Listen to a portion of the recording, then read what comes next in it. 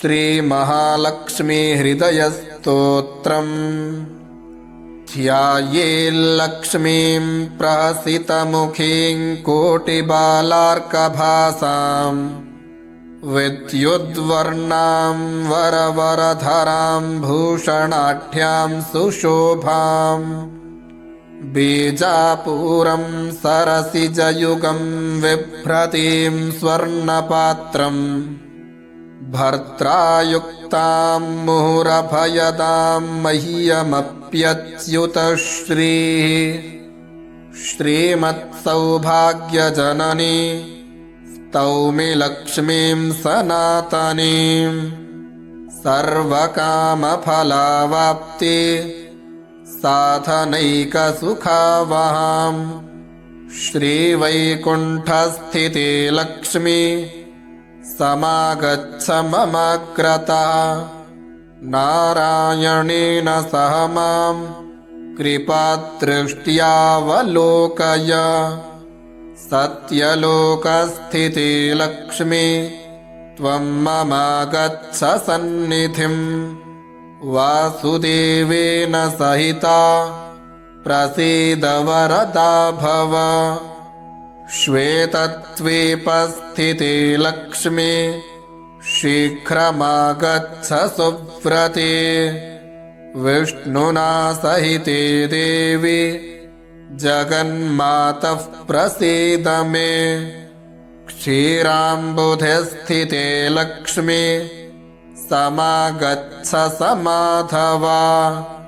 त्वत्कृपादृष्टिसुधया सततं मां विलोकय रत्नगर्भस्थिते लक्ष्मी परिपूर्णे हिरण्मये समागच्छ समागच्छ स्थित्वा शुपुरतो मम स्थिरा भव महालक्ष्मी निश्चला भव निर्मले प्रसन्ने कमले देवी प्रसन्नहृदया भव श्रीधरे श्रीमहाभूते त्वदन्तस्थं महानिधिं शीघ्रमुद्धृत्य पुरतः प्रदर्शय समर्पय वसुन्धरे श्रीवसुधे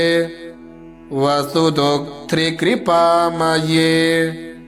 त्वत्कुक्षिगतसर्वस्वं शीघ्रं मे सम्प्रदर्शय विष्णुप्रिये रत्नगर्भे समस्तफलदे शिवे त्वद्गर्भगतहेमादीन् सम्प्रदर्शय दर्शय अत्रोपविश लक्ष्मी त्वं स्थिरा भव हिरण्मये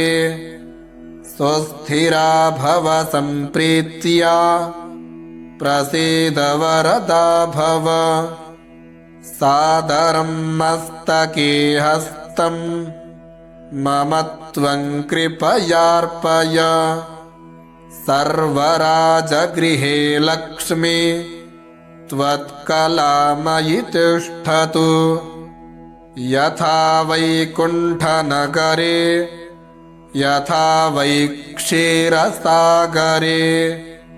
तथा मद्भवने तिष्ठ स्थिरं श्रीविष्णुना सह आद्याद्श्रीमहालक्ष्मी विष्णुवामाङ्कसंस्थिते प्रत्यक्षं कुरु मे रूपं रक्ष मां शरणागतं समागच्छ महालक्ष्मी धनधान्यसमन्विते प्रसीद पुरतः स्थित्वा प्रणतं मां विलोकय विज्ञानवृद्धिं हृदये कुरु श्रीः सौभाग्यवृद्धिं कुरु मे गृहे श्रीः दयासु वृद्धिं कुरुतां मयि श्रीः सुवर्णवृद्धिं कुरु मे गृहे श्रीः ध्यायेल्लक्ष्मीं प्रहसितमुखीं कोटिबालार्कभासाम् विद्युद्वर्णां वरवरधरां भूषणाढ्यां सुशोभाम् बीजापूरं सरसिजयुगं बिभ्रतीं स्वर्णपात्रम् भर्त्रायुक्तां मुहुरभयदां मह्यमप्यच्युतश्रीः श्रीमत्सौभाग्यजननी स्तौमि लक्ष्मीं सनातनीं सर्वकामफलावाप्ति साधनैकसुखावहां श्रीवैकुण्ठस्थिते लक्ष्मी समागच्छ ममाग्रतः नारायणेन सह मां कृपादृष्ट्यावलोकय सत्यलोकस्थिते लक्ष्मी त्वं ममागच्छ सन्निधिं वासुदेवेन सहिता प्रसीद वरदा भव श्वेतद्वीपस्थिते लक्ष्मी शीघ्रमागच्छ सुव्रते विष्णुना सहिते देवी जगन्मातः प्रसीद मे क्षीराम्बुधिस्थिते लक्ष्मी समागच्छ समाधवा त्वत्कृपादृष्टिसुधया सततं मां विलोकय रत्नगर्भस्थिते लक्ष्मी परिपूर्णे हिरण्मये समागच्छ समागच्छ स्थित्वा शुपुरतो मम स्थिरा भव महालक्ष्मी निश्चला भव निर्मले प्रसन्ने कमले देवी प्रसन्नहृदया भव श्रीधरे श्रीमहाभूते त्वदन्तस्थं महानिधिं शीघ्रमुद्धृत्य पुरतः प्रदर्शय समर्पय वसुन्धरे श्रीवसुधे वसुदोक्तृकृपामये त्वत्कुक्षिगतसर्वस्वं शीघ्रं मे सम्प्रदर्शय विष्णुप्रिये रत्नगर्भे समस्तफलदे शिवे त्वद्गर्भगतहेमादीन् सम्प्रदर्शय दर्शय अत्रोपविशलक्ष्मीत्वं स्थिरा भव हिरण्मये सुस्थिरा भव सम्प्रीत्या प्रसीद वरदा भव सादरं मस्तके हस्तं मम त्वं कृपयार्पय सर्वराजगृहे लक्ष्मी त्वत्कलामयि तिष्ठतु यथा वैकुण्ठनगरे यथा वै क्षीरसागरे तथा मद्भवने तिष्ठ स्थिरं श्रीविष्णुना सह आद्याद्श्रीमहालक्ष्मी विष्णुवामाङ्कसंस्थिते प्रत्यक्षं कुरु मे रूपं रक्ष मां शरणागतम् समागच्छ महालक्ष्मी धनधान्यसमन्विते प्रसीद पुरतः स्थित्वा प्रणतं मां विलोकय विज्ञानवृद्धिं हृदये कुरु श्रीः सौभाग्यवृद्धिं कुरु मे गृहे श्रीः दयासु वृद्धिं कुरुतां मयि श्रीः सुवर्णवृद्धिं कुरु मे गृहे श्रीः ध्यायेल्लक्ष्मीं प्रहसितमुखीं कोटिबालार्कभासाम् विद्युद्वर्णां वरवरधरां भूषणाढ्यां सुशोभाम् बीजापूरं सरसिजयुगं बिभ्रतीं स्वर्णपात्रम् भर्त्रायुक्तां मुहुरभयदां मह्यमप्यच्युतश्रीः श्रीमत्सौभाग्यजननी स्तौमि लक्ष्मीं सनातनीं